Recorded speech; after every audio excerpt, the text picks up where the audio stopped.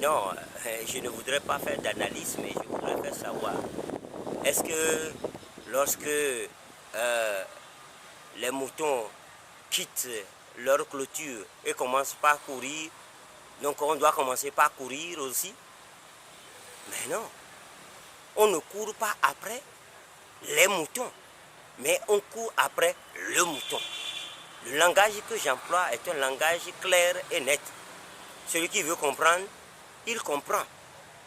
Alors, vous me demandez qu'il y a eu ouverture des candidatures et la date de clôture de ces candidatures-là est fixée. Mais qu'il vous souvienne que c'est la CENI elle-même qui a commencé par violer le code électoral que toute la classe politique conteste. Comment on peut violer sa propre loi? C'est la CENI qui a commencé par demander le dépôt de candidature. Et lorsque la classe politique a commencé par crier, le gouvernement est venu par la suite prendre un décret pour appeler le corps électoral en réussissant du coup à légaliser l'illégalité. Ce n'est pas normal. On ne peut pas accepter des choses comme ça. Maintenant, est-ce que dans le pays, selon vous, il est normal que l'on puisse faire des élections au moment où le pays est en proie à beaucoup de difficultés? Le front social est en ébullition. Le front politique est en ébullition. Même les candidatures au sein de UNIR sont problématiques. À Sotobois, il y a eu du grabuge. À Sokodé, il y a eu du grabuge. Eux-mêmes, ils ne sont même pas encore prêts pour aller à ces élections-là. Pourquoi ils veulent forcer le Togo? Pourquoi ils veulent forcer? Ils veulent rééditer 2005. Il faut que les gens comprennent. Et de l'autre côté, vous devez comprendre aussi. Quel est le match de football qu'on joue? Le buteur de l'équipe adverse est en même temps l'arbitre central, et les deux arbitres de touche, et encore plus, il est le commissaire au match. Comment voulez-vous?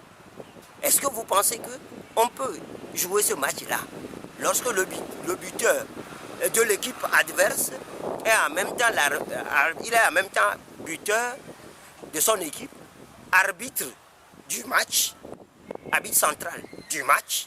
Ensuite, il représente les deux arbitres latéraux.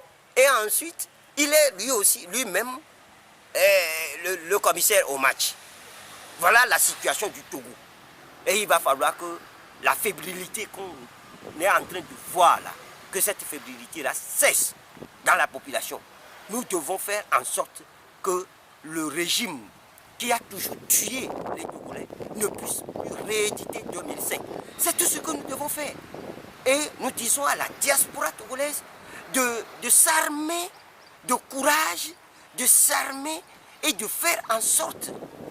Armer là, ça veut dire d'être conscient de la situation et de ne pas être fébrile.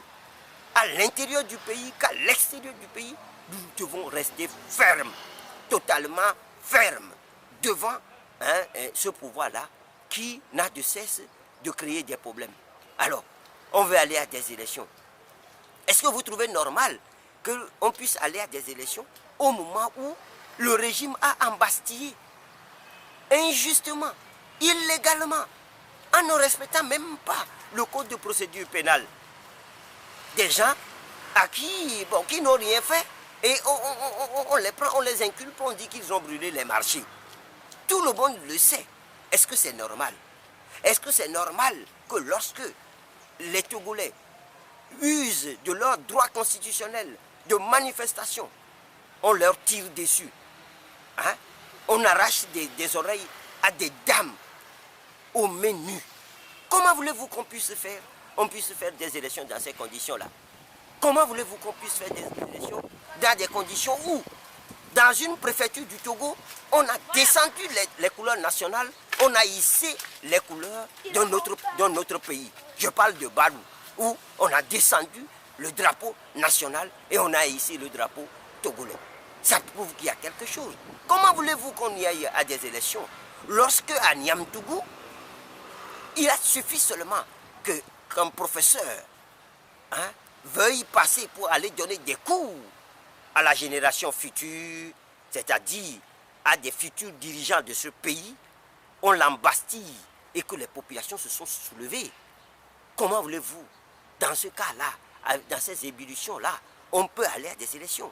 Comment voulez-vous également, lorsqu'à Japon, des élèves, des enfants de 12, 7, 5, 7, 12 ans se sont levés pour réclamer leur enseignant, on a tiré sur ces enfants-là.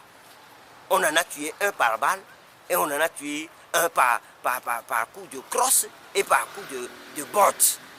Comment voulez-vous qu'on puisse aller à des élections si on ne règle pas ces problèmes-là? Il faut être totalement Méphistophélès. J'emploie des termes durs. Il faut être Méphistophélès pour faire de pareilles choses. Ce gouvernement veut conduire le peuple dans l'abîme. Et c'est le lieu que nous tous, diaspora et population de l'intérieur, nous puissions nous lever comme un seul homme pour arrêter cela. Il n'y a pas de fébrilité, aucune fébrilité. C'est pourquoi vous allez voir que le CST et Arc-en-Ciel se sont tus. Ce n'est pas inutilement que nous nous sommes tus. C'est parce que nous trouvons que c'est suffisamment grave et que nous ne pouvons pas commencer par courir parce qu'un Gilbert Bawara raconte n'importe quoi. Non, on ne courra plus. Il faut faire face. Point final. C'est ce qu'il faut savoir. Voilà ce que nous disons sur tout ça là. Un message à l'endroit de la diaspora. Mais quel message je viens déjà de dire? Il faut que toute la diaspora se réunisse. La lutte a besoin de financement. C'est tout ce que je sais. Tout le monde, il faut que tout le monde participe. Nous ne pouvons pas laisser d'autres pays dans les mains des dirigeants actuels. Ce n'est pas possible. Il faut que la diaspora, comme le fait la diaspora malienne, comme le fait la diaspora guinéenne, je demande humblement à nos confrères, à nos concitoyens de la diaspora de faire en sorte que la lutte ait suffisamment de quoi mener cette lutte-là jusqu'à la fin. Voilà ce que je peux dire à la diaspora. Et cette diaspora-là n'entende pas les sirènes qui passent, mais entende les cris de cœur de la population. Voilà tout ce que je peux dire à la diaspora togolaise.